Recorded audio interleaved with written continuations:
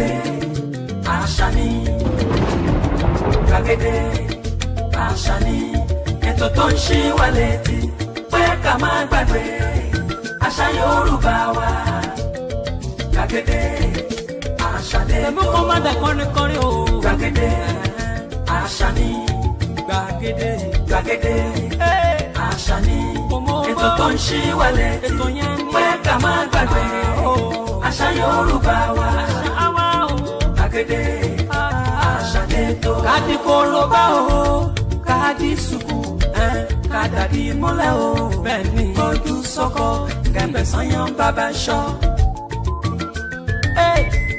Ìró àti bùbá pẹ̀lú àbètí ajá. Agbádá ẹ̀sìn kí Yorùbá lónìí yẹn. Bẹ́ẹ̀ni o, kárí ni ká pọ́n nílẹ̀ o, Yorùbá lónìí yẹn. Ẹ̀yin òbí ẹ̀gbọ́n lábàárẹ̀ mi, ẹ fàṣà kọ́mọ. Gbàgede àṣà ni àṣà alẹ́ wa ni gbàgede àṣà ni ètò tó ń ṣí wa létí pé ká má gbàgbé àṣà Yorùbá wa tó ṣí wa létí lọ́sẹ̀ yìí. gbàgede àṣà lẹ́tọ̀. Mojísọ́lá Àjàyí ta tó kún ètò yẹn ò bẹ́ẹ̀ lórí àṣà ni ètò tó ń ṣí wa létí pé ká má gbàgbé àṣà Yorùbá wa tó ṣí wa létí lọ́sẹ̀ yìí. gbàgede àṣà lẹ́tọ̀.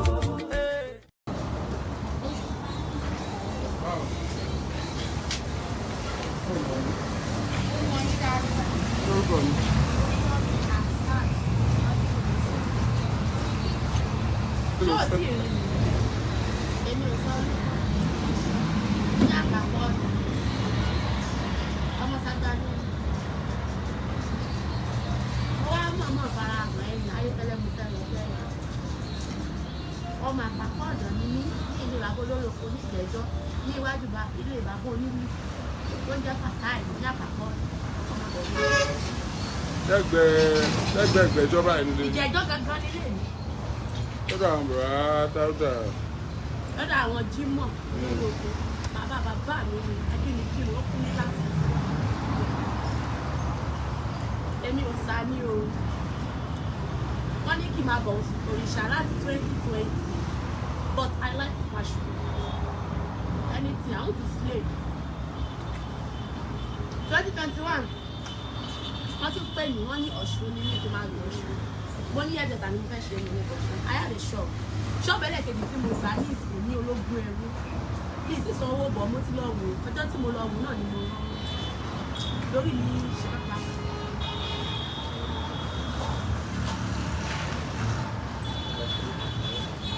But according to this one, ní last 2 mo lọ sí ilé ọkọ mi, ó wà ní Ìdó. Bí mo lè ṣe débẹ̀, a jọ sọ̀rọ̀ normally. Nǹkan tí lórí ẹ̀ ṣọ̀ ó má lọ lọ́wọ́. Èmi àti ẹ̀ single mother ni mí. But ó sọ fún mi pé we are not yet married, pé a lè máa gbé papọ̀.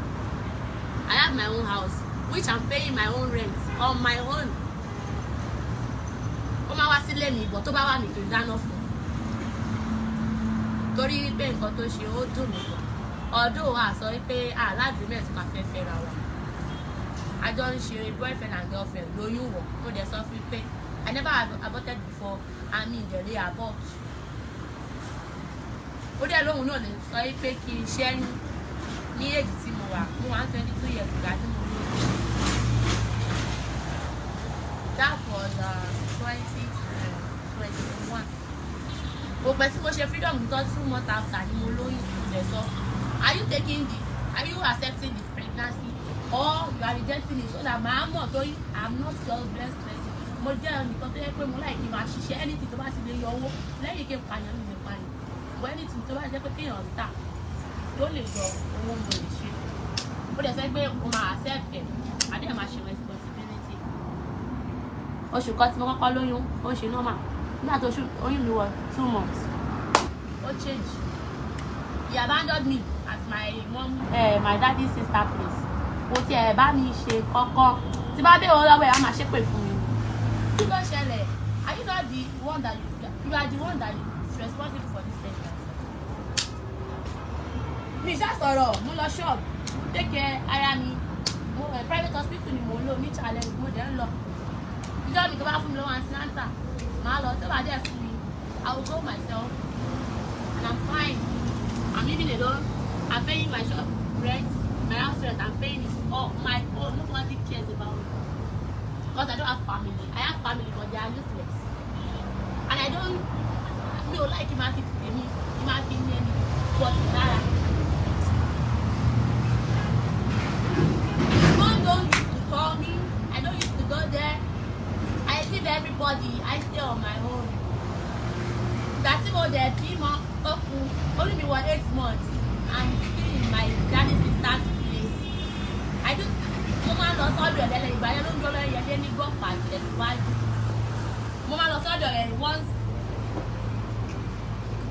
Mama lost all your letter kan tó bá ní kí wá. Ìjọ mi mo lè sọ pé mi ìwà pé nǹkan tó ń ṣe mi ò like. Ibi tí mo grow sí, tí mo dàgbà sí, ibẹ̀ náà ni mo lóyún sí. Àwọn èèyàn wá ń wò mí ní West láti. To cut the story short. Ìgbà tó yí mi wá wọ 8 months, mo gbé ṣépè mi ní parọ́. Ó ní tí mo bá fi lè bímọ síbi tí mo ti ṣe ọmọge báyìí ló máa rú fún I can't lie ilé ìdúná ẹ̀ ló sọ bẹ́ẹ̀. Ó ṣàṣẹ pé àdébí ti yáwó lè ó ṣàṣọrọ̀ and I don't care, I don't give a damn. Bọ́ nǹkan tẹ́mi fẹ́ sọ fún ẹni wípé tí bá fi lè bímọ síbi ìbàyẹ̀ ìgbó yẹn máa jà ẹ̀. Ìjọ́ tí wọ́n dẹ̀ tún lọ bíbá ìbá tún fún ẹ lépè tó yẹ kó ní owó náà ò ní rọ́wọ́ mú. Ó ṣàjọ pé tó ṣàpè ní ẹ àṣìkò ní kíní kan mo ṣáà lọ. Ó ṣàbímọ sọ́dọ̀ ẹ̀ lédè. Ọjọ́ tí mo bímọ kò wá wò mí lọ hospital. Ó wá bọ̀ ó pẹ́ kó tó dé. Nígbà tó dé di níjẹ sọ pé à ebi ò bá òun ni o. Ẹ̀rọ ọmọ mi ò tí ì pé o. Oníṣẹ́ mi ti ya wèrè ní kí ni mo fẹ́ sọ nígbà tí nìkan. Ó ṣáà ṣe pé fún mi. I did not see anything. You don't tell me that I don't have money o. I can't buy anything o. I can't shake any cup. You don't have money. You are using iPhone 11 Pro Max. You don't buy phone for me. I don't care. I don't ask you to buy me phone. I'm using small item like this one. My item right my phone tí mo lò. Ó ti pé 2 years lọ́wọ́ mi. iPhone yẹn gan phone tí mo lò yẹn gan ó jọmọ mi lọ. Item kékeré báyìí. Mi rà ní 30,000 mo rà nígbà yẹn. Àbí yes like 32,000 mo rà. But this is the phone I'm using. I'm not a slave queen. Please don't go for a phone for me. You are using iPhone 11 Pro Max. You are using iPhone 8. You are using 2 iPhones. I beg you to give me the iPhone 8. You said that you cannot give me. I did not see anything. Mo wá sọ pé o lówó lọ́wọ́ o ń lo iPhone 11 Pro Max. O wá fẹ́ lọ change ẹ̀. Kí tó bímọ ó ní owó kan tó yẹ pé wọ́n send sí. Ẹni yẹn dẹ̀ ní kó máa mú lọ. Mo dẹ̀ èmi gangan ni mo dẹ̀ sọ fún. Mo ní tó bá jọ bóyá ó kò sùn kan tí màá bímọ. Ẹnì kan máa fún ẹ lówó.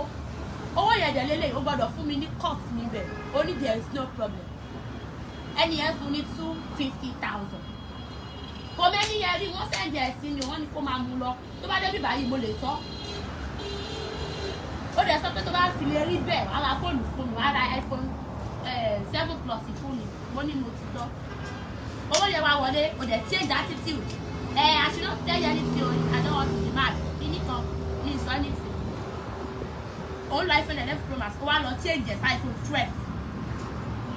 Nítorí tí mo bímọ, I don't see anything. Torí èmi ò kí pariwo, mo máa ń fara sí mú dání. Ọmọ alára lè. Mo wá pè gàtà délé. Mo ní ayọ̀ lẹ́mi tẹ́ ìfọ̀. Ó mọ mílíọ̀nù tí mo jẹ.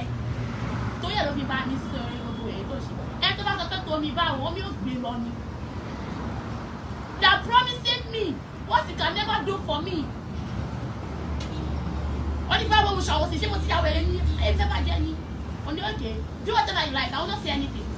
Iṣẹ́ kí ló ń ṣe? Kò síṣẹ́, tẹ́lá ló kọ́. Léyàwó rẹ̀. Èmi ò mọ̀ ìmọ̀ tó ti lọ́wọ́. Okay. Ó lóun kọ́ tẹ́lọ̀ bọ̀ ní ìmọ̀ bóyá máa tẹ́lọ̀ bóyá lásán gánà jọ àìsàn lò.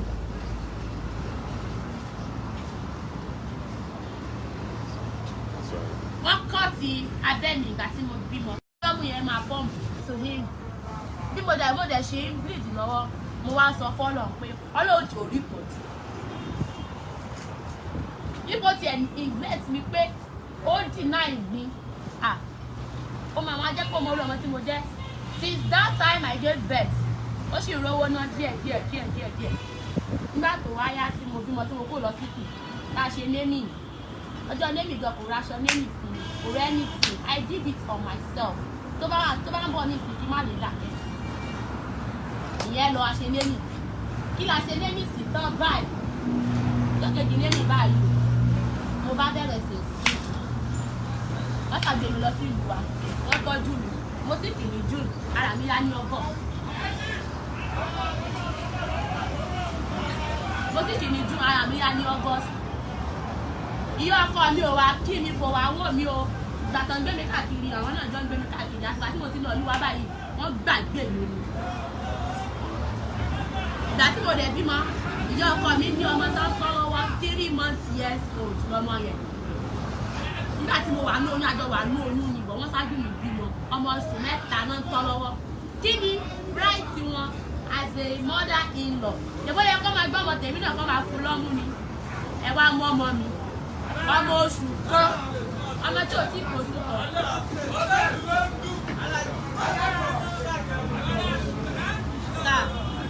ọmọ tí ò tí kò oṣù kan wọ́n wá fún lọ́mú lóṣù kan tó wáyé tó wọ́n fọ́mọ yẹn lọ́mú ni kò ní dùn mí o wọ́n wá fọ́mọ yẹn lọ́mú fóṣù kan ẹ wá fún lọ́mú fóṣù kan tán ẹ wá lọ́mọ tèmi tí mo mú jù ẹ wá gbọ́ mú lẹ́nu ẹ̀ ọmọ mi wọ́n bẹ̀rẹ̀ sí sick ṣé ẹ̀rọ kan wọ́n mọ̀ fẹ́ pa ọmọ yẹn ni wọ́n ti rí pọ́ ọmọ ológo tí ó wà sí mi ẹni wọn tí ó wà fún ẹdí àwọn ọkọ mi wọ́n wá fẹ́ pọ́ ọmọ mi jòkó ọlọ́run dẹ̀ jù wọ́n lọ ìgbà tára mi sáyà lọ́gọ́sì tí mo padà sílé wọn mo ní wọ́n wá ní ìbára mi ti yá ní gbogbo wa ló dẹ̀ rẹ̀ mí ẹ̀mí ìpín owó orí I could not sleep for like 2 months tó jẹ́ pé òru báyẹn mi nìkan ní mi ní sùn tí mo ara jọ jókòó ó rò kí wọ́n sójú mi àwọn kan sọ yí pé ọ̀fà ni like tí mọ́mì mi àti grandma mi náà ń tọ́jú mi ní ìlú wa ní Àpápá tí bá fẹ́ yàgbẹ́ wọ́n máa gbé mi yàgbẹ́ tí bá fẹ́ sùn wọ́n máa gbé mi sùn I could not talk I cannot walk I cannot do anything. Nígbà tá a rí sáyà a kò gbó fọ́lọ̀ and wọ́n wá gbé mi wá sí ilé àwọn ọ̀yọ́ ọkọ mi padà nígbà tó gbé mi lọ́lẹ̀ lára mi yá dáadáa ó wá di August after August kí ló kàn bẹ̀rẹ̀ September nígbà tó di September wọ́n ṣàpè mí Rachel o báwo ni o ara rẹ̀ ṣáàtì yá o pé ilé tí mo gbà gbà ó mò ń kó lọ síbẹ̀ mo dẹ̀ ní àyẹ́jẹ́ kára mi yá dáadáa pé mi tí máa rí lórí mi tí máa rò mo sọ fún ọ pé mi tí máa rò òun sùn wípé tó báyìí ti jẹ́ kí n lọ lé wa ó sọ̀rọ̀ pé kí n máa lọ kíní kan torí ṣọ́ọ̀bù torí mo dẹ̀ mọ̀ pé wọ́n ń lé mi mo dẹ̀ gbọ́mọ mi ní September yẹn mo lọ sílé tí mo gbà èrú tí mo gbà mo lọ síbẹ̀ mo dẹ̀ tọ́jú ọmọ mi láti September tí mo ti kó lọ sí ilé mi ìyá ọkọ mi ò fi ọjọ́ kan báyìí wá kí mi àbíkọ́ pè mí pé báwo ni o ọmọ ń kọ́ o kíní kan kọ́ o èmi ni mò ń tọ́jú ọmọ màá ra dáìpà màá ra oúnjẹ ọmọ mi màá ra ògì èmi ni màá tún ọkọ mi náà ó ní neglect mi ó abandon wa for 8 months tó bá wá sí ọ̀dọ̀ mi kò ní ra nǹkan kan wá ó dẹ̀ máa expect kí n fóun lóúnjẹ èmi ò kí n fún mi ní parọ́ lẹ́yìn ẹ̀ẹ̀kan bóyá tó bá wá tí mò ń dáná lọ́wọ́ inú mi ò jẹ́ kí n dùn mo máa ń fún kó jẹ́ sórí torí òun náà ó ti ṣe nǹkan tó dùn mọ́ mi nù nígbà tó ní lọ́wọ́ nígbà ó dẹ̀ ṣe lówó lọ́wọ́ yẹn náà kó ṣe kówó èmi mọ́ pọ̀ ìwọ ọmọ ló máa mọ́ kò sí jẹ́ nǹkan tó mọ̀ jẹ́ ló kó bá ìjọ ta tó ṣe némì náà alẹ́ ọjọ́ némì ó gbó lóṣooṣù mo dẹ̀ ti máa ń sọ fún máa mọ orú obìnrin tó máa bá sùn tó máa ṣe kínní bọ́ ẹni tó wá jẹ́ pọ́blẹ́mù gangan báyìí ẹni tó jọ lọ sí skul tó ẹ̀pù ẹ̀ ìgbà tó wà ní skul tó jọ ń gbé obìnrin ní ìmọ̀lúkọ rẹ̀ òun ló wà nídìí nǹkan tó ń ṣe tí òfin lówó lọ́wọ́ òfin kan. ìyá ọkọ mi sàlélẹ̀ wọ́n sàlé mi lọ lé mi mo dẹ̀ lọ. mo dẹ̀ lọ sílé mi mò ń dágbé mò ń dáfà ìdádágbé bàbá ń lọ́wọ́ ni mò ń ṣe ìjọba wa sọ kọ́kọ́ títí tí mo sàtọ́jú ọmọ mi fóṣù 8 mi gbówó lọ́wọ́ bàbá ọkọ mi gbówó lọ́wọ́ ìyá ọkọ mi gbówó lọ́wọ́ ọkọ mo ń lọ shop from shop to my house ilé mi sí ṣọ́ọ̀bù mi 5 minutes trek ìní mi kí wọ mọ́tò èmi mò ń dá gbogbo ìṣòro lórí ọ̀rọ̀ oníṣẹ́yìn mo ní mo lọ sọ́dọ̀ ọkọ mi gbà tí mo lọ ọ̀dọ̀ rẹ̀ alẹ́ mo jáde mo lọ sí foodco mo dẹ̀ lọ lébì kan bíi 10 mi ìgbọ́mọ̀ mi lọ mo gbọ́mọ̀ mi sọ́dọ̀ rẹ̀ lé wípé kí wọ́n náà ti ẹ̀rí wàhálà tí mo ti ṣe láti jọ ìwọ náà tọ́jú ọmọ yìí lónìí mo gbé sí ilé ọkùnrin kú ni ẹjọ́ máa bára yín ṣeré iná dẹ̀wà wọ́n wo fíìmù wọ́n pè é lọ sí foodco mo lè ní fẹ́ lọ sí ṣọ́ọ̀pù lórí mi kì í dúró pé tọkùnrin bá fún mi lówó kì í ní jẹun torí mo ti tẹ́ mi lẹ̀ gbọ́dọ̀ jẹ nǹkan tó dáa sára mi lọ sí foodco èmi nìkan ní àmà ìdí ẹ̀ mo ráńjẹ mo jẹun láti mo dẹ̀ jẹun tán mo ṣe ṣọ́ọ̀pì fọmọ mi mo bá ra náà ó ti pé 1 year ọ̀bọ̀ mo sì fẹ́ jẹ́ kó máa jẹ food ó máa fi pé 1 year 6 months tó dà ó máa build dáadáa torí kò lára mo bá ọmọ mi ṣe ṣọ́ọ̀pì fún mi. níbo wọ́n sọ ẹ́ mú. ìdí wọ́n máa ń so mí mọ́ ìdá tèbù ọ̀kan so mí mọ́ wíwò. níbo ni ìlú wo ni. tẹ́ẹ̀mọ̀ yànnà bí òòrùn. bàbá kan wà bẹ́ẹ̀ wọ́n pè ní elébúdé bàbá alágbo. elégúndé. bẹ̀rẹ̀ sí ń tọ́jú ẹ̀. wọn tọ́jú mi ò kò rẹ̀ mí o òòṣà ló ń bẹ lára mi. òòṣàwó. òòṣà olúfọ́n adémọ̀ní sẹ́gbìmádé sẹ́sẹ́ fún òròdó ọmọ ajá tẹ́yọ̀. olúfọ́n èwo nìyẹn. olúfọ́n ìyá pàpà. ọ̀yá kì í. èmi àjẹwọ́ ọmọ aládé ọmọ olóòṣà olólùmọ̀kẹ́ láwẹ̀ mo lé pọ́lẹ́ mo jẹ láńkẹrẹ fún mo níyàn lé mo jàtẹ̀ mo lé mo sì lẹ́ẹ̀kọ́ so mo láṣọ lé mo yọ ọba lù fún. mo lásán lé ọyọ ọba lù fún. mo ìhòòhò lọ sí ọba lù fún. mo lásán lé ọyọ ọba lù wẹ̀. ọba lù fún. bọ́ba lù fún ọkọ. ó ní wo lọ bátúrùmù ní balùwẹ̀ olódò ni ọ. I try now I don't know anything about this thing but wọ́n ti sọ fún mi pọ́ọ̀ṣù rẹ̀ ní mi kí máa ṣe ọ̀ṣun. èwo ló fẹ́ ṣe ń bẹ ọ̀ṣun ni àbí ọba àlùfọ̀n. ọ̀ṣun méjèèjì náà ni láti ọba àlùfọ̀n mo máa lọ sí ọ̀ṣun tí mo bá kọ́kọ́ gorí omi. ìgbà wo ni kíní ìṣe. that was 2 weeks time. bẹ́ẹ̀ ló. I did not match. But you are mentally retarded. I am not. I am okay. Totally okay. Are you pregnant? Now? I don't know. But that last 2 weeks, you get it going now. I don't even forget it. Oh, that thing will be more. By June, Dada. I was sick. A day after. Mommy, uncle. Mommy, you want to go to somewhere like? What's the or learning? Bàbá àlùfọ̀ bá mi fi ọrùn fún wọn. Ni wọ́n fi ráàyè jáde.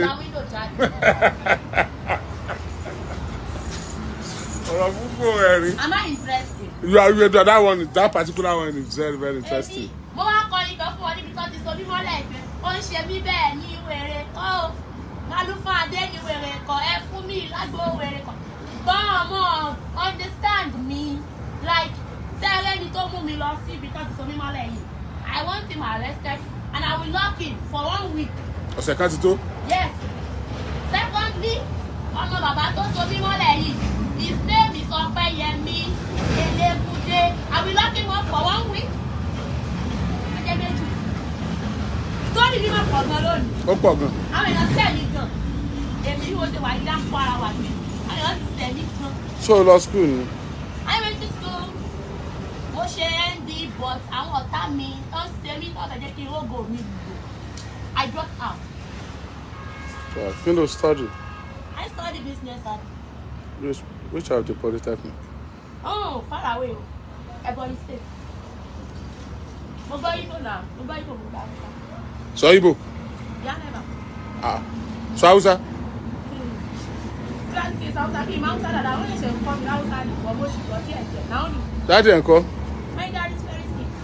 Ah. Wọ́n ti fọwọ́ ẹ̀sẹ̀ daddy. Daddy mi wà lẹ́kọ̀ọ́. He works at the cage at 7 now.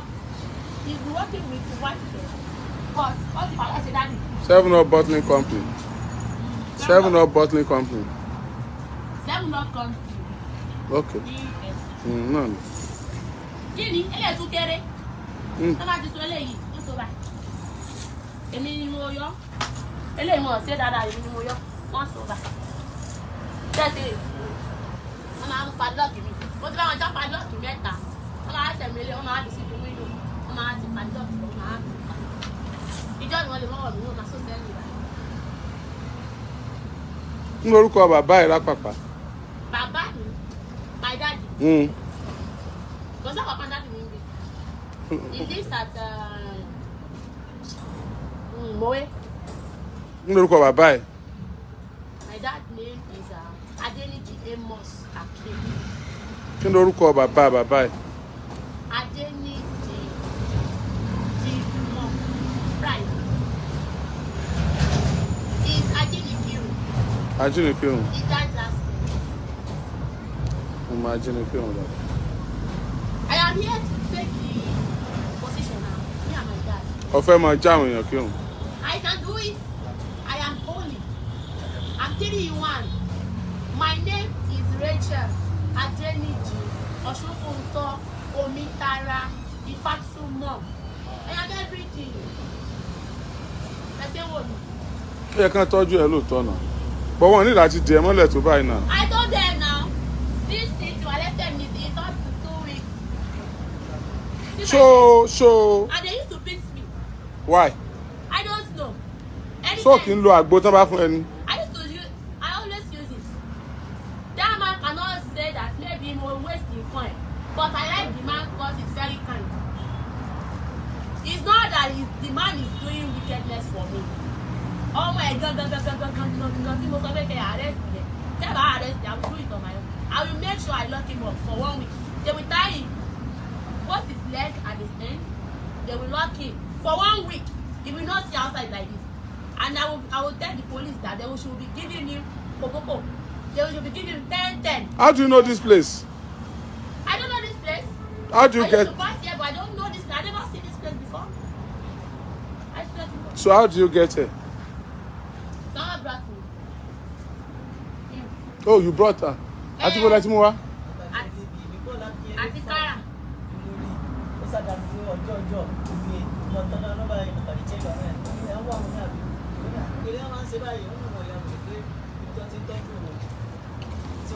Come closer.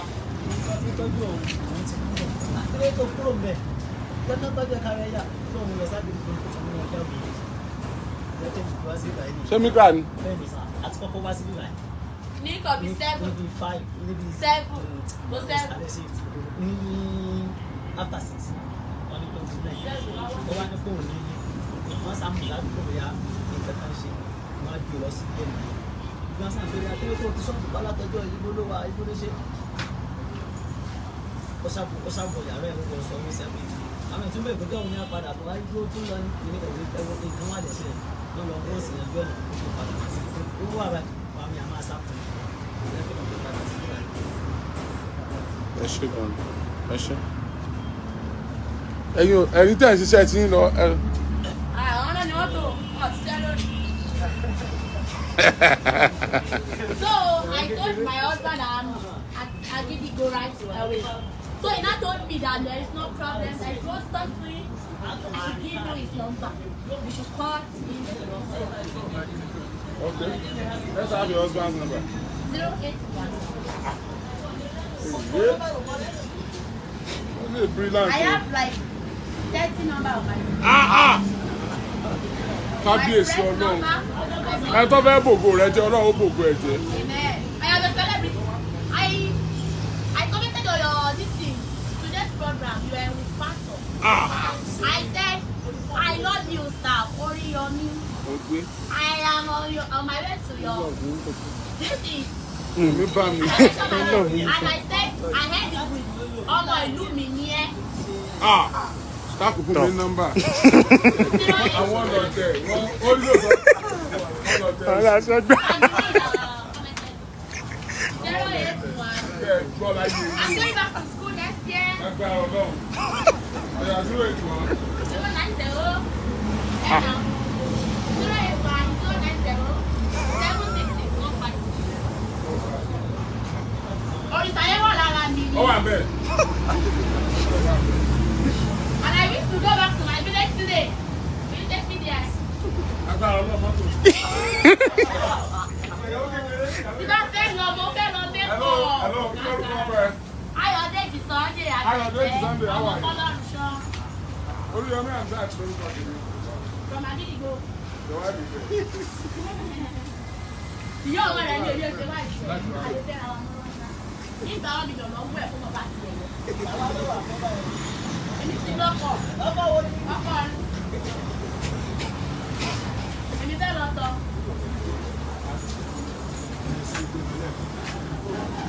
Èmi ò sàkúrà mi. Ó ti kú kó tó tẹ̀lé.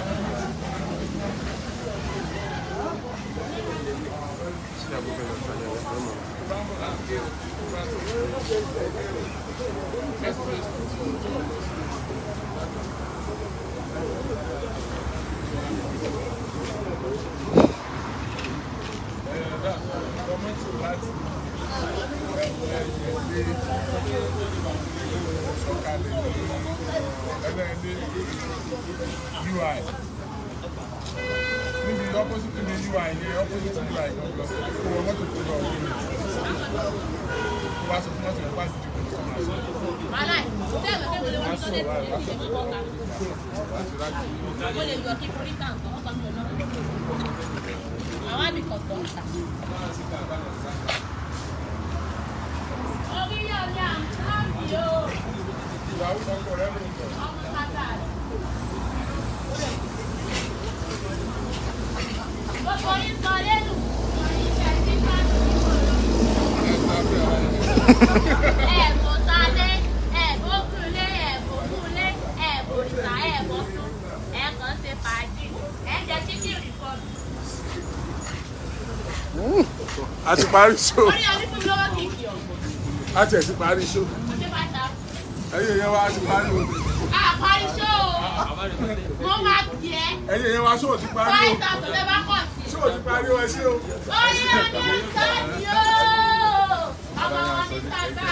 Ọmọ wọn aláàjì eléégún. Àbí ṣé.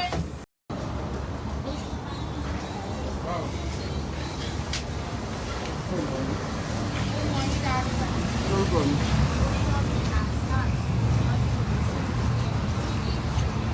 Ṣọ́ọ̀tì rí mi. Èmi ò sọ ní àpapọ̀ ọmọ Sagbado. Mo wá mọ̀ọ́mọ̀ fara hàn ẹ̀yìn ayéfẹ́lẹ́ mo fẹ́ lọ fẹ́ yà. Ọmọ àpapọ̀ ọ̀dọ̀ ni mí ní ìlú Ìbàbólólòkó ní Ìjẹ̀jọ́ ní iwájú ilé ìbàbọ̀ onílù tó ń jẹ́ Fàtáì ní àpapọ̀ ọmọdé. Lẹ́gbẹ̀ẹ́ ìgbẹ́jọba ẹ̀ nílé. Ìjẹ̀jọ́ gangan nílé mi. Lọ́dọ̀ àwọn bàbá Táúdà.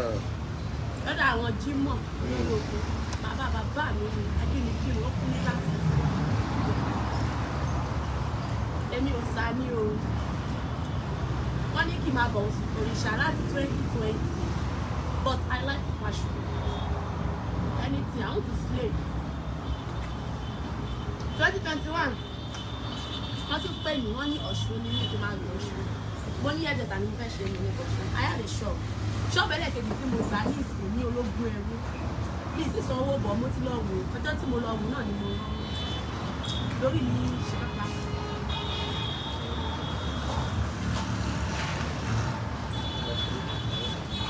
But according to this one, ní last 2 mo lọ sí ilé ọkọ mi. Ó wà ní Ìdó. Bí mo dẹ̀ ṣe débẹ̀, a jọ sọ̀rọ̀ normal ni. Kí n kọ́ sí sórí ẹ̀ ṣọ́ kó má lọ lọ́wọ́. Èmi àti ẹ̀ civil mother ni mí.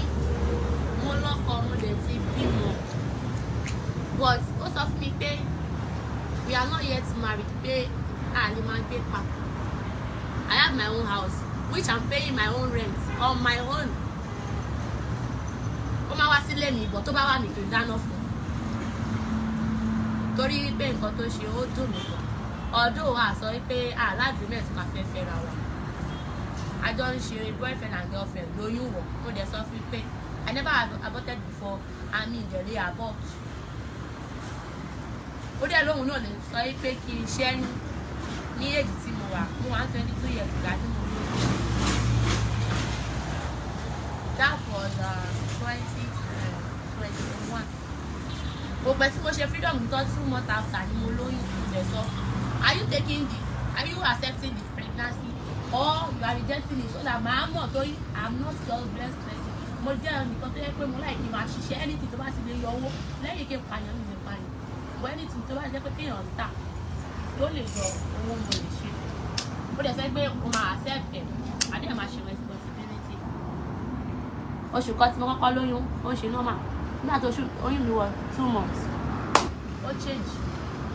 He abandoned me at my daddy's sister place. Ó ti ẹ̀ bá mi ṣe kọ́kọ́. Tí bá dé owó lọ́wọ́ ẹ̀ á máa ṣépè fún mi. Kí ló ṣẹlẹ̀? Are you not the one that you are the one that is responsible for this pregnancy? Mi ṣá sọ̀rọ̀, mo lọ shop, take care ara mi. Private hospital ni mo ń lò ní challenge, mo dẹ̀ ń lọ. Ìjọ́ mi tó bá fún mi lọ́wọ́ antinata, màá lọ tó bá dẹ̀ fún mi. I will go myself and I'm fine. I'm living alone. I'm paying my shop rent, my house rent. I'm paying it all my own. Nobody cares about me because I don't have family. I have family, but they are useless. And I don't like him as it's me. Him as me, but Nara. Mom don't used to call me. I don't used to go there. I leave everybody. I stay on my own. That's about the people. Only me was 8 months. I'm still in my daddy's sister's place. I do. Mama lost all the other. But I don't go there. You didn't go past this one. Mama lost all the other once. Mama lost all the other. Kọ̀ọ̀kan tó bá ní kí n wá. Ìjọ́ mi mo lè sọ pé mi ìwà pé nǹkan tó ń ṣe mi ò like. Ibi tí mo grow sí, tí mo dàgbà sí, ibẹ̀ náà ni mo lóyún sí. Àwọn èèyàn wá ń wò mí ní west láti. To cut the story short. Ìgbà tó yún mi wá wọ 8 months, mo gbé ṣépè pé ní parọ́. Ó ní tí mo bá fi lè bímọ síbi tí mo ti ṣe ọmọdé. Báyìí ló máa rú fún mi. I can't lie. Ilé ìdùnnà ẹ̀ ló sọ bẹ́ẹ̀. Ó ṣàṣẹ pé Adébísí yáwó lè ó ṣàṣọrọ̀. And I don't care, I don't give a damn. But nǹkan tẹ́mi fẹ́ sọ fún ẹni wípé tí bá fi lè bímọ síbi ìbàdí egún yẹn máa jà ẹ̀.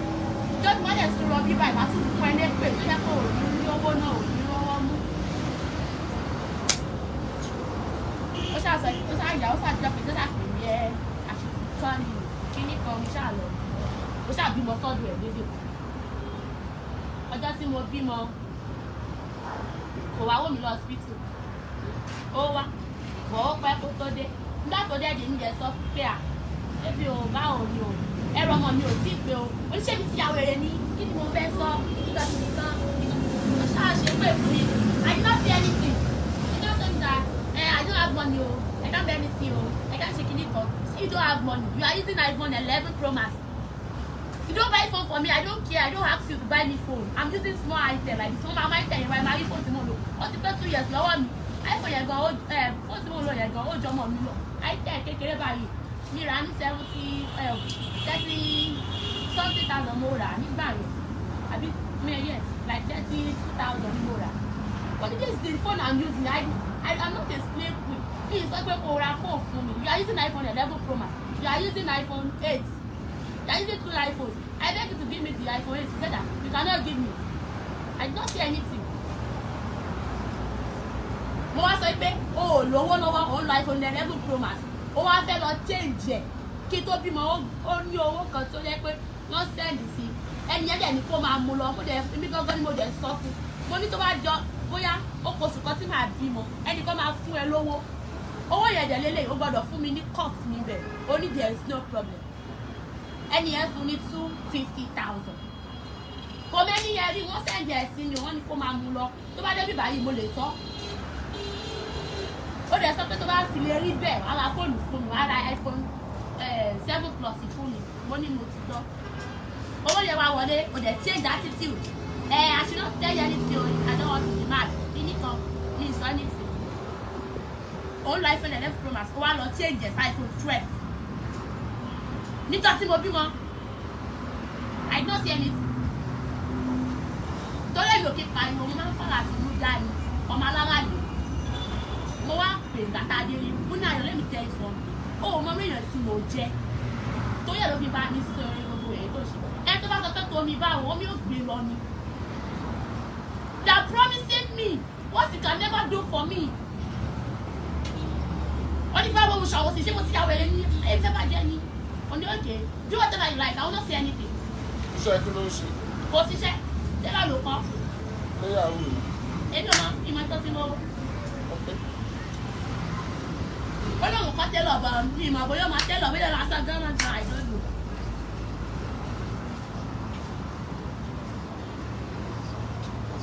wọ́n kọ́ ti abẹ́ mi ìgbà tí mo bímọ. lọ́mú yẹn máa bọ́ọ̀mù to him. bí mo dẹ̀ ṣe ń bleed lọ́wọ́ mo wá sọ fọ́lọ̀ pé ọlọ́ọ̀jì ò rí pọ̀ jù. Ibo ti neglect mi pé ó deny mi ó máa wá jẹ́ pé mo rí ọmọ tí mo jẹ́ since that time I gave birth ó sì rówó náà díẹ̀ nígbà tó wáyá tí mo bímọ tí mo kó lọ títì tá a ṣe némì ọjọ́ némì gan kò raṣọ némì fún mi kò rẹ́ anything I did it on myself tó bá ń bọ̀ ní ìsìnkú má lè dàkẹ́ ìyẹn lọ a ṣe némì kí la ṣe némì sí tán báyìí lókèjì némì báyìí mo bá bẹ̀rẹ̀ sí wọ́n ṣàgbé mi lọ sí ìlú wa wọ́n tọ́jú mi mo sì kì ní June ara mi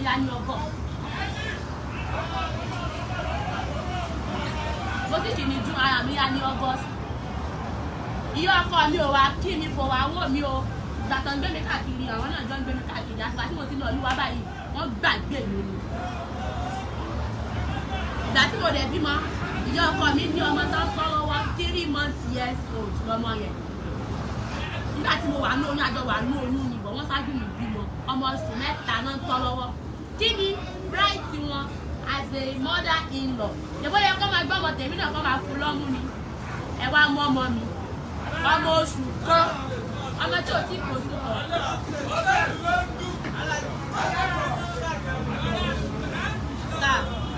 ọmọ tí ò tí kò oṣù kan wọ́n wá fún lọ́mú lóṣù kan tó wáyé tó wọ́n fọ́mọ yẹn lọ́mú ni kò ní dùn mí o wọ́n wá fọ́mọ yẹn lọ́mú fóṣù kan ẹ wá fún lọ́mú fóṣù kan tán ẹ wá lọ́mọ tèmi tí mo mú jù ẹ wá gbọ́mú lẹ́nu ẹ̀ ọmọ náà bẹ̀rẹ̀ sí sick ṣé lọ́kọ̀ wọ́n mọ̀ fẹ́ pa ọmọ yẹn tó wọ́n ti rí pọ́ ọmọ ológo tí ó wà síbi ẹni wọn tí wà fún ẹjẹ́ àwọn ọkọ mi wọ́n wá fẹ́ pọ́ ọmọ mi tòkòtò ọlọ́run dẹ̀ jù wọ́n lọ gbàtàrà mi sáyà lọ́gọ́sì tí mo padà sílé wọn wọ́n ní wọ́n wá ní ìbára mi ti yá ní gbogbo wa tó dẹ̀ rẹ̀ mí kì í ró oorun I could not sleep for like 2 months tó jẹ́ pé òru báyìí mi nìkan ní mi ní sùn tí mo ara jọ jókòó ó rò kí wọ́n sójú mi àwọn kan sọ wípé ọ̀fà ni nígbà tí mọ́mì mi àti gírámà mi náà ń tọ́jú mi ní ìlú wa ní Àpápá tí bá fẹ́ yàgbẹ́ wọ́n máa gbé mi yàgbẹ́ tí bá fẹ́ sùn wọ́n máa gbé mi sùn I could not talk I cannot walk I cannot do anything. nígbà tá a ní sáyà a kò gbó fọ́lọ̀ wọ́n wá gbé mi wá sí ilé àwọn ọ̀yọ́ ọkọ mi padà látàlẹ́ gbé mi lọ́lẹ̀ tára mi yá dáadáa ó wá di August after August kí ló kàn bẹ̀rẹ̀ September nígbà tó di September wọ́n ṣàpè mí Rachel o báwo ni o ara rẹ̀ ṣàti yá o pé ilé tí mo gbà ó mò ń kó lọ síbẹ̀ mo dẹ̀ ní àyẹ́jẹ́ kára mi yá dáadáa pé mi tí máa rí lórí mi tí máa rò mo sọ fún ọ pé mi tí máa rò òun sùn wípé tó báyìí ti jẹ́ kí n lọ lé wa ó sọ̀rọ̀ pé kí n máa lọ kíní kan torí ṣọ́ọ̀bù torí mo dẹ̀ mọ̀ pé wọ́n ń lé mi mo dẹ̀ gbọ́mọ mi ní September yẹn mo lọ sílé tí mo gbà èrú tí mo gbà mo lọ síbẹ̀ mo dẹ̀ tọ́jú ọmọ mi láti September tí mo ti kó lọ sí ilé mi ìyá ọkọ mi ò fi ọjọ́ kan báyìí wá kí mi àbíkọ́ pè mí pé báwo ni o ọmọ ń kọ́ o kíní kan kọ́ o èmi ni mò ń tọ́jú ọmọ màá ra dáìpà màá ra oúnjẹ ọmọ mi màá ra òdì èmi ni màá tún ọkọ mi náà ó ní neglect mi ó abandon wa for 8 months tó bá wá sí ọ̀dọ̀ mi kò ní ra nǹkan kan wá ó dẹ̀ máa expect kí n fóun lóúnjẹ èmi ò kí n fún mi ní parọ́ lẹ́yìn ẹ̀ẹ̀kan bóyá tó bá wá tí mò ń dáná lọ́wọ́ inú mi ò jẹ́ kí n dùn mo máa ń fún kó jẹ́ sórí torí òun náà ó ti ṣe nǹkan tó dùn mọ́ mi nù nígbà tó ní lọ́wọ́ nígbà ó dẹ̀ ṣe lówó lọ́wọ́ yẹn náà kó ṣe kówó èmi náà bọ̀ ìwọ ọmọ ló máa kò kí gbẹ́ nǹkan tó mọ̀ jẹ́ ló kó bá ìjọ ta tó ṣe némì náà alẹ́ ọjọ́ némì ó gbó lóṣooṣù mo dẹ̀ ti máa ń sọ fún máa mọ orú obìnrin tó máa bá sùn tó máa ṣe kínní bọ́ ẹni tó wá jẹ́ pọ́blẹ́mù gangan báyìí nìkan ẹni tó jọ lọ sí sùn tó ẹ̀pọ̀ ẹ̀ǹgbà tó wà sùn tó jọ ń gbé obìnrin ní ìmọ̀lúkọ rẹ̀ òun ló wà nídìí nǹkan tó ṣe tí òfin lówó lọ́wọ́ òfin kan. ìyá ọkọ mi ṣàlélẹ̀ wọ́n ṣàlé mi lọ lé mi mo jẹ lọ. mo jẹ lọ sílé mi mò ń dágbé mò ń dáfà ìdádágbé bàbá ń yọwá ni mò ń sùn ìjẹ́ wá sọ kọ́kọ́ títí tí mo sàtọ́jú ọmọ mi fóṣù 8 ní ìgbówó lọ́wọ́ bàbá ọkọ ní ìgbówó lọ́wọ́ ìyá ọkọ ní ìgbówó lọ́wọ́ ọkọ mò ń lọ shop from shop to my house ilé mi sí ṣọ́ọ̀bù mi 5 minutes trek ìní mi kí wọ mọ́tò èmi mò ń dá gbogbo ìṣòro lórí ọ̀rọ̀ oníṣẹ́yìn mo ní mo lọ sọ́dọ̀ ọkọ mi gbà tí mo lọ ọ̀dọ̀ rẹ̀ alẹ́ mo jáde mo lọ sí fúdùkò mo dẹ̀ lọ lébì kan bíi 10 ní ìgbọ́mọ̀ mi lọ mo gbọ́mọ̀ mi sọ́dọ̀ rẹ̀ lé wípé kí wọn náà ti ẹ̀rí wàhálà tí mo ti ṣe láti jọ ìwọ náà tọ́jú ọmọ yìí lónìí mo gbé sí ilé ọkùnrin kú ni ẹjọ́ máa bára yín ṣeré iná dé wà wọ́n wo fíìmù wọ́n pè é lọ sí fúdùkò mo lè ní fẹ́ lọ sí ṣọ́ọ̀pù torí mi kì í dúró pé tọkùnrin bá fún mi lówó kì í ní jẹun torí mo ti tẹ́ mi lẹ̀ gbọ́dọ̀ jẹ nǹkan tó da sára mi lọ sí fúdùkò èmi nìkan ní àmà ìdí ẹ̀ mo lọ ń jẹ mo jẹun láti mo jẹ jẹun tán mo ṣe ṣọ́ọ̀pì fọmọ mi mo bá ra náà ó ti pé 1 year ọ̀bọ̀ mo sì fẹ́ jẹ́ kó máa jẹ food ó máa fi pé 1 year 6 months tó dà ó máa build dáadáa torí kò lára mo bá ọmọ mi ṣe ṣọ́ọ̀pì fún mi. níbo wọ́n so ẹ́ mú. ìdí wọ́n máa ń so mí mọ́ ìdá tèbù ọ̀kan so mí mọ́ wíwò. níbo ni ìlú wo ni. tẹ́ẹ̀mọ̀ yànnà bí òòrùn. bàbá kan wà ń bẹ̀ wọ́n pè ní elébúdé bàbá alágbo. elébúdé bẹ̀rẹ̀ sí ń tọ́jú ẹ̀. wọn àtọ́jú mi ò kò rẹ̀ mí o òòsà ló ń bẹ lára mi. òòsàwó. olúfọ́n. wọn ló fún adémọ̀ ní sẹ́gbìmádé sẹ́sẹ́ fún òròdó ọmọ àjàtẹ́yọ̀. olúfọ́n èwo nìyẹn. olúfọ́n làpapà. ọ̀yá kì í. èmi àjẹwọ́ ọmọ aládé ọmọ olóòsà olólùmọ̀kẹ́ láwẹ̀ kólépólé mo jẹ láńkẹrẹ fún mo níyàn lé mo jàtẹ̀ mo lé mo sì lẹ́ẹ̀kọ́ so mo láṣọ lé mo yọ ọba lù fún. mo lásán lé ọyọ ọba lù fún. mo ìhòòhò lọ sí ọba lù fún. mo lásán lé ọyọ ọba lù wẹ̀. ọba lù fún. bọ́ba lù fún ọkọ. ó rìn wo lọ bátúrùmù ní balùwẹ̀ olódo ni ọ. I try now I don't know anything about this thing but wọ́n ti sọ fún mi pọ́ọ̀ṣù rẹ̀ ní kí n máa ṣe ọ̀ṣun. èwo ló fẹ́ ṣe ń bẹ Ọ̀ṣun ni àbí Ọbalùfọ̀n. Ọ̀ṣun méjèèjì náà ni láti Ọbalùfọ̀n mo máa lọ sí Ọ̀ṣun tí mo bá kọ́kọ́ gorí omi. ìgbà wo ni kíní ìṣe. That was 2 weeks time. That's 49. bẹ́ẹ̀ ló. I did not match. But you are mentally retarded. I am not. I am okay. Totally okay. Are you pregnant? Now? I don't know. But that last week, you didn't go in as well as you were going to go. Oh, that team will be more. About Jonah Dada. I was sick. A day after. Mommy, uncle. Mọ́mí ni wà níbi kan ti sọ mí wọ́lẹ̀. Wọ́n sun oorun lónìí. Bàbá àlùfọ́ bá mi fi oorun fún wọn. Ni wọ́n fi ráàyè jáde. Wọ́n gba window jáde. Ọ̀rọ̀ púpọ̀ ẹ̀rín. Am I interested? That particular one is very, very interesting. Mo wá kọ ikọ̀ fún wọn níbi tó ti so mí mọ́lẹ̀ ẹ̀gbẹ́. Ó ń ṣe mí bẹ́ẹ̀ ní wèrè. Ó Málúfà Adé ní wèrè kọ̀ ẹ fún mi lágbo wèrè kọ̀. Gbọ́n mo understand me like tẹ́lẹ̀ ni tó mú mi lọ sí ibi tó ti so mí mọ́lẹ̀ yìí. I want him arrested and I will lock him for 1 week. Ọ̀sẹ̀ kan ti tó. Yes. Secondly, ọmọ bàbá tó so mí mọ́lẹ̀ yìí. His name is Yorubáyeyemi Elébúdé. I will lock him up for 1 week. Story bí máa pọ̀ gan lónìí. Ó pọ̀ gan. Àwọn èèyàn tẹ̀lé gan. Èmi yóò ṣe wà ní dáńpọ̀ ara wà ní. Àwọn èèyàn ti tẹ̀lé gan. Ṣé o lọ school ni? I went to school. Mo ṣe ND but àwọn ọ̀tá mi tó ń ṣe mí tó fẹ́ jẹ́ kí n rógò mi lò. I dropped out. Kí ló study? I study business at. Which of the polytechnic? Oh, far away o. Ebonyi State. Mo gbọ́ Igbo náà. Mo gbọ́ Igbo mo gbà Hausa. Sọ Igbo? Ìyá nẹ́bà. Sọ Hausa?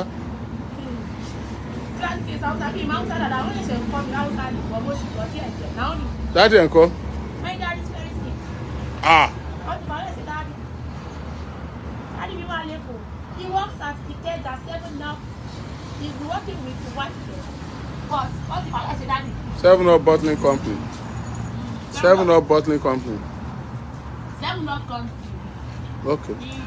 No. Kí ni eléyìí tún kéré? Ẹ máa ti sọ eléyìí ó tó bá. Èmi ni mo yọ. Eléyìí wọn ò ṣe dáadáa èmi ni mo yọ. Wọ́n sọ bá. Tẹ́sí wọ́n máa ń padlọ́ọ̀kì mi. Mo ti bá wọn já padlọ́ọ̀kì mẹ́ta. Wọ́n máa ń tẹ̀mí ilé, wọ́n máa ń di sí ibi wíńdò. Wọ́n máa ń ti padlọ́ọ̀kì, wọ́n máa ń ti padlọ́ọ̀kì. Ìjọ́ ni wọ́n lè mọ́wọ́ mi, wọ́n máa sọ sẹ́yìn rẹ̀. Kí lorúkọ bàbá ẹ̀ lápapà? Bàbá mi, my daddy. Because that papa daddy mi ń gbé. He lives at Moe. Kí lorúkọ bàbá ẹ̀? My dad's name is Adeniji Amos Akemi. Kí lorúkọ bàbá ẹ̀? Adeniji Jimo Prime. He's Ajinikiru. Ajínipéhùn. He died last year. Mo máa Ajínipéhùn dada. I am here to take the position now. Me and my dad. Ọ̀fẹ́ máa já àwọn èèyàn kírun. I can do it. I am holy. I'm 3 in 1. My name is Rachel Adeniji Osunfunto Omitara Ifasumo. I am everything. I say what? Ó yẹ kán tọ́jú ẹ lóòótọ́ náà. But wọ́n ní láti dì ẹ́ mọ́lẹ̀ tó báyìí náà. I told them now. This thing to arrested me is up to 2 weeks. So. And they used to beat me. Why? I don't know. So kì í lo àgbo tán bá fún ẹni. I always use it. That man cannot say that maybe he will waste the coin. But I like the man because he's very kind. It's not that the man is doing wickedness for me. Oh my God, nothing more arrest me. Never arrest me, I will do it on my own. I will make sure I lock him up for 1 week. They will tie him, both his leg and his hand. They will lock him for 1 week. He will not see outside like this. And I will tell the police that they should be giving him popopo. They should be giving him 10. How do you know this place? I don't know this place. How do you I get? used to pass here, but I don't know this place. I never seen this place before. I swear to God. So how do you get here? Someone brought me. Oh, you brought her. Àti bọ́lá tí mo wá. Àti Kara.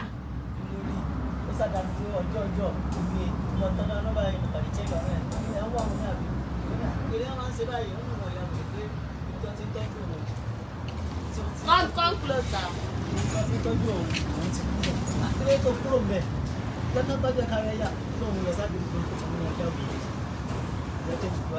Ṣé mi kà ní? Ní kò bí 7. 7. Go 7. After 6.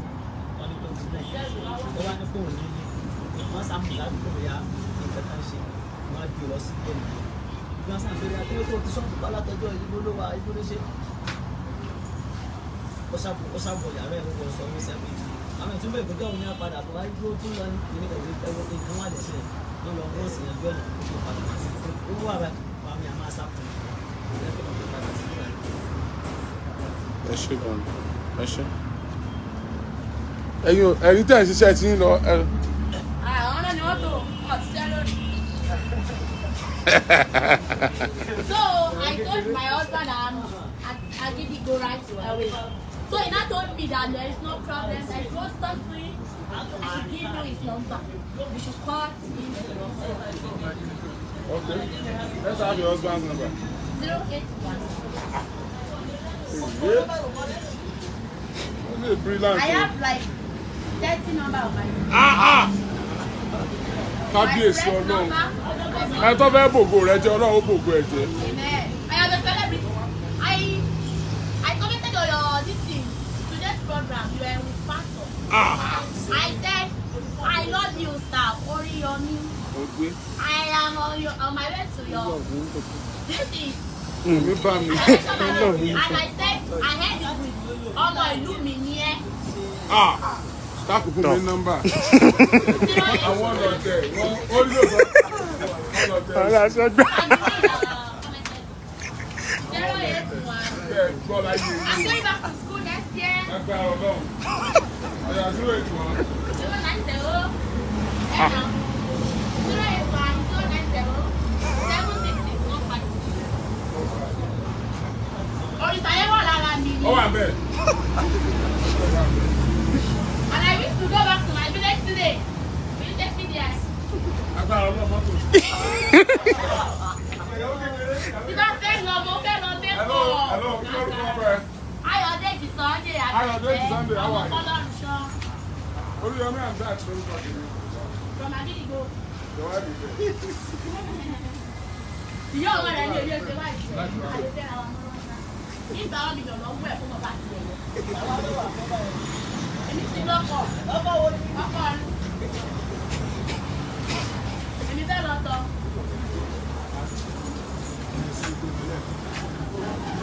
Èmi ò sàkúrà mi. Ọ̀sẹ̀ ìlú kan tó tọ̀lé.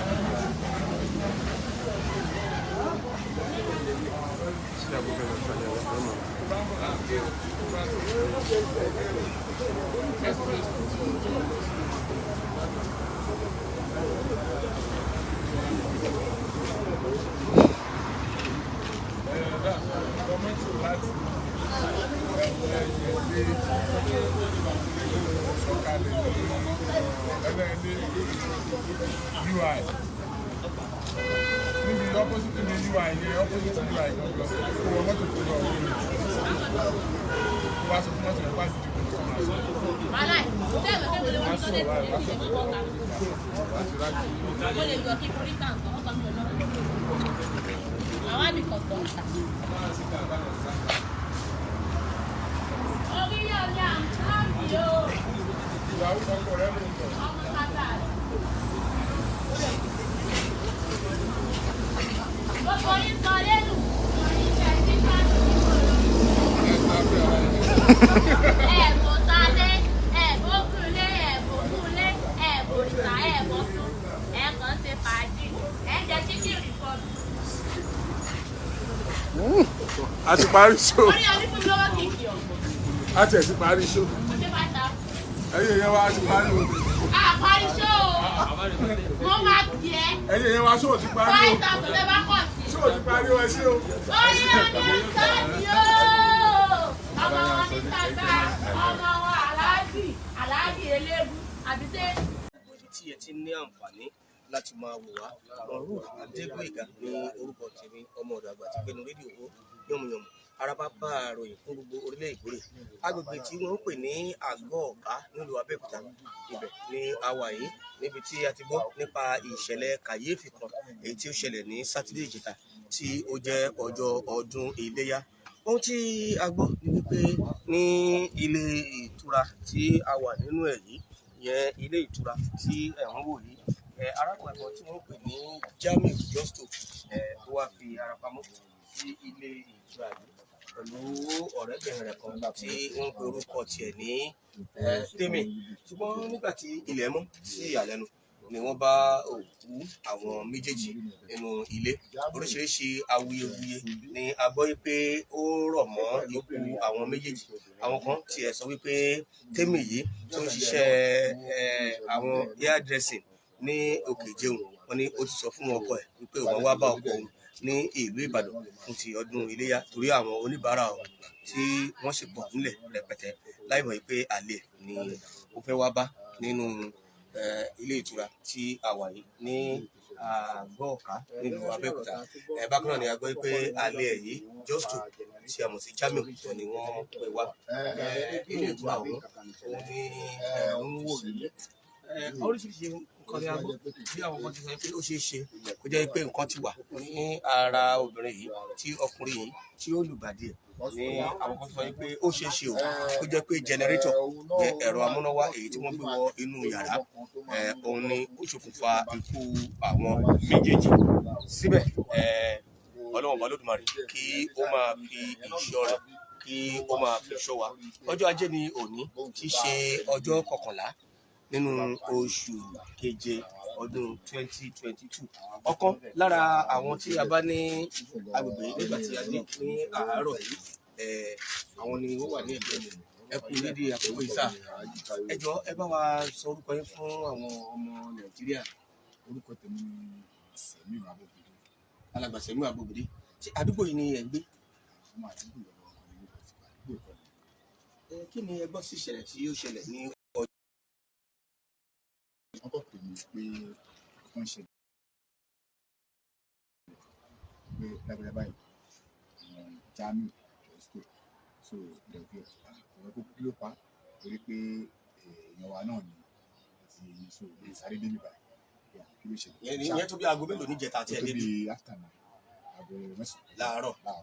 so mo dẹ̀ bèrò rẹpẹtẹ níbi báyìí kí ló ṣẹlẹ̀ kí ló ṣẹlẹ̀ ní so àwọlé àdéhùn ẹni ti wọlé so but àti kí ẹ ti pọlọpàá náà ti pọlọpàá so dàmú dẹ pé lọ́dà mi kan kàràfì pé ẹ wá wo nǹkan tó ń ṣẹlẹ̀ ní agbègbè yìí ẹ mọ̀ àwọn náà dẹ̀ ní àgbàdúgbò so dẹ̀ àwọn ọmọ lọ́ba wọn lé gan àdìjọ débi so mo yín bọ̀ àti ọ̀hún ti pọlọpàá wọ̀ bí àwọn ọ̀gá ọ̀gá kí sẹ́yìn ẹ̀sùn ìgbẹ́dà so àwọn tó lọ́ bá ẹ̀sùn yẹn kàràfì so kàràfì wọ́n dẹ̀ pẹ̀ ẹ̀sùn àwọn ọ̀rẹ́bí ká máa bọ̀ ní station kan wọ́n á report ìyẹn àwọn ọlọ́pàá wọ́n ní pé kọ́ ká pé yẹn tó ní guest house tó ní ìyẹn pé kó máa wá bá wọn sódà later àdéhùn à ń bí títí ẹ̀rọ náà pọ̀ rẹpẹtẹ later àwọn yẹn dẹ̀ dé àwọn ọlọ́pàá so wọ́n dẹ̀ fi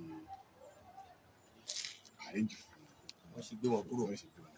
Ipò wo ni àwọn méjèèjì wà àti Jamiu àti Tèmi nígbà tí ṣílẹ̀kùn wọlé? ìgbà tí wọ́n ti ṣílẹ̀kùn tẹ́lẹ̀ níbo ti wà níbo bá Jamiu nílẹ̀ lẹ̀ tó ti bóyá ó jà kóró sáwọn àlelẹ̀ lọ́sọ̀ obìnrin abalẹ̀ òjẹ́ẹ̀tì. ṣé ní hòhò ni Jamiu wà àbí ó láṣọ lára? Jamiu sì hò aṣọ wà lọ́rùn ẹ̀ obìnrin náà sì hò ṣe lásán because torí Jamiu ṣòkòtò ẹ̀ wà ní bíbá yìí ó ti bọ̀ dé ọwọ́ ìsàlẹ̀ báyìí ó kù bọ́ksà ìdí ẹ̀ ìṣòro wà. obìnrin ńkọ́? obìnrin wà obìnrin bẹ́ẹ̀ dìbẹ̀. ọgbà ṣọ́ọ̀ṣì wà lára ẹ̀. kí lẹ wá ròyìn pé ó lè ṣẹlẹ̀ torí à ń gbọ́ pé bóyá ó lù nǹkan lára obìnrin ni à ń gbọ́ pé bóyá ìfi jẹnẹrétọ̀ ni. ìsàwọ̀ Ọlọ́run ni gbogbo yẹn wà o ṣe tó lè sọ nǹkan yẹn o ọwọ́ Ọlọ́run ni gbogbo nǹkan yẹn ọwọ́ Ọlọ́run ló wà Ọlọ́run nìkan ló lè sọ àṣà. ìgbà tí wọ́n bá obìnrin yẹn ṣé wọ́n bá wí pé ó ti tú aṣọ tẹ́lẹ̀ ó ti wọ̀ padà bí pé kéèyàn ṣì máa ti tọ́jú rẹ̀? gẹ́gẹ́ bí àlàyé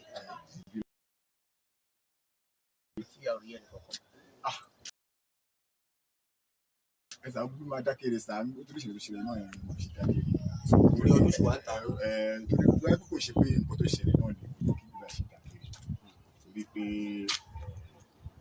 ẹni tó nílé báyìí náà ó dá pé mo gbọ́ pé ó wà ní àgọ́ ọlọ́pàá bí ó wà ti fún ẹlẹ́ o.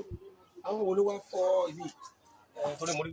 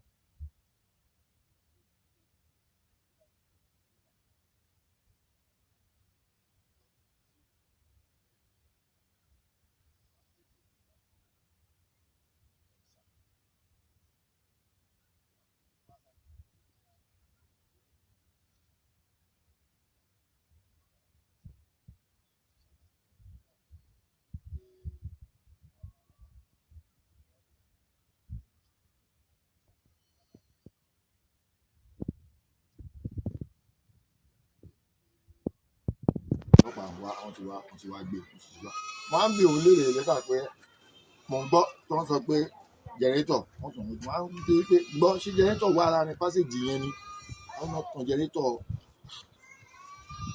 mo ní pé àwọn ọlọ́pàá ṣèwádìí wọn tó bá ti jẹ wọ́n sì lè sọ pé ọba àwọn kan pé wọ́n fìlètì àwọn kan pé kìíní. kí ni nǹkan tí àwọn èèyàn sọ lóríṣiríṣi tí ẹ gbọ́? nǹkan táwọn èèyàn sọ ni pé èmi olùmọ́bì èjì wọn máa fìlètì ẹ̀ta wọn ní èfi jẹrẹ́tọ̀ so nǹkan táwọn èèyàn ń dísáìdì lọ́nà mẹ́tẹ̀ẹ̀ta yẹn. Ǹjẹ́ ẹ gbọ́ bákan náà wípé obìnrin tí Justo gbé wá síbi tí wọ́n jọ wá pàdé wọn ní ìyàwó ilé ẹnìkan ni pé kódà òun pẹ̀lú ọkọ ẹ̀ ilé ẹ̀kọ́ jọ lọ ṣe ọdún ní Ìbàdàn tí òun fi sọ fún ọkọ pé òun á bá ọkọ létà iṣẹ́ wà ní ṣọ́ọ̀bù tó fẹ́ ṣe. Ǹjẹ́ ẹ gbọ́ ilé ìlọ́sà? àmì gbọ́ yẹn Justo ó ní girlfriend tó pọ̀ àwọn náà gbọ́ yẹn àwọn ìgbọ́ yẹn rárá.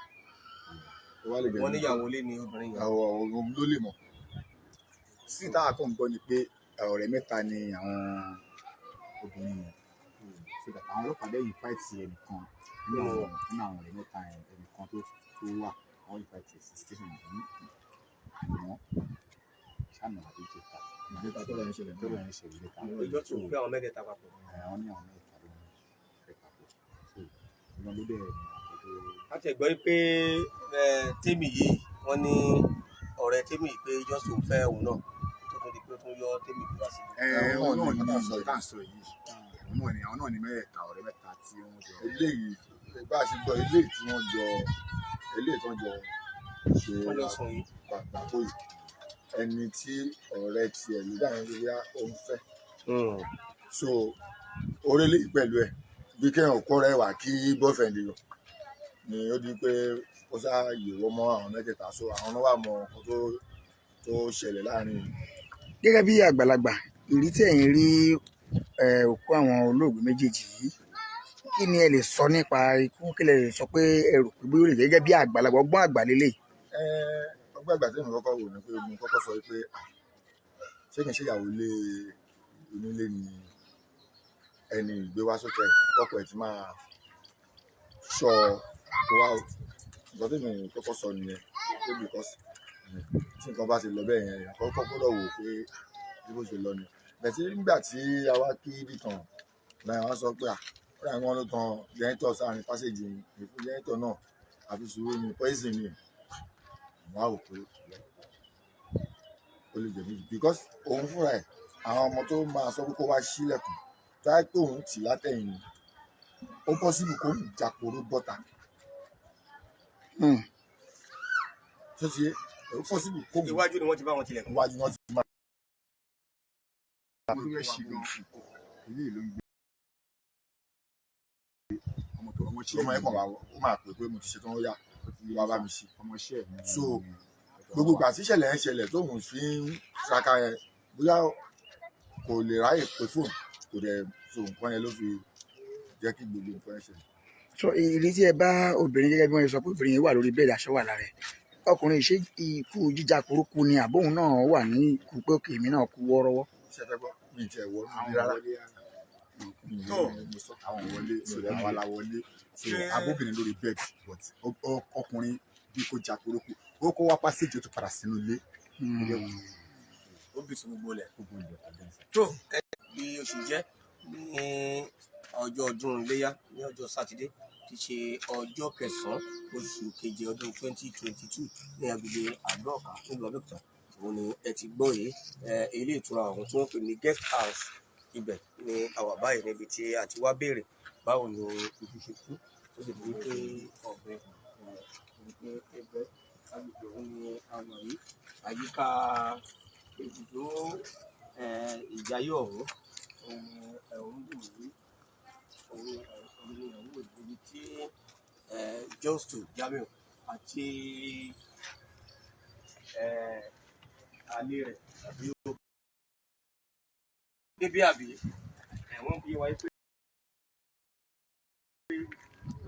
ojú wíńdò yàrá tó kẹ́yìn sí ibẹ̀ ni wọ́n sọ wípé wọ́n sùn sí méjèèjì àdúrà tí àwọn kan máa gbà wípé kí Ọlọ́run má jẹ́ ká kàgbákò ká má rìn lọ́jọ́ tí ebi ń pa ọ̀nà àwa ọkùnrin kí Ọlọ́run túbọ̀ máa ṣọ́ wa kí ó máa fi ìfẹ́ ẹ̀ ṣọ́ wa ohun tí kì bá ṣe tẹni tí a fẹ́ máa yọ̀ jẹ àbí kí a túbọ̀ ní ìfura. Bákan náà gbogbo àwa tí à ń gbé jẹnẹrétọ̀ sínú ilé tí à ń tan jẹnẹrétọ̀ mọ́jú pé bóyá kí àwọn olè má gbé àbí àwọn alọ́nilọ́wọ́gbà, ẹ jẹ́ kí àwa náà kí a túbọ̀ kíyèsára. Ìwádìí fi hàn wípé èéfín jẹnẹrétọ̀ ní fífà sínú ewu tó pọ̀ òun ni ó rọ̀ mọ́. Arábìnrin tèmi tí à ń wí yìí wọ́n ti sin òkú rẹ̀ gẹ́gẹ́ bí a ṣe gbọ́ sí agbègbè kan ní Ìjẹ̀mú nílùú Abẹ́òkúta. Gbogbo bí ó bá tún ṣe ń lọ ẹ máa gbọ́ wa ní ẹ̀kúnrẹ́rẹ́ lórí ètò Àwòdì Òkè láàrin aago 8 alẹ́ sí aago 10. Mo dúpẹ́ púpọ̀ lọ́wọ́ àwọn ikọ̀ tí a jọ tọ̀wọ́ rìn wá sí àgọ́ ọ̀kà níbi tí a wà yìí. Angel Ajayi Ìmáṣàyé Ajagide Àgbò a wà pẹ̀lú mi níbí àti Olúwaṣínà Ayọ̀mí Àmọ́dù Àgbàọ̀rọ̀ tí a jọ wá títí a ó tún fún máa pàdé ní mọ̀lẹ́gbẹ̀rẹ̀ fún wa wípé a ò ní kúkú ẹ̀sìn a ò ní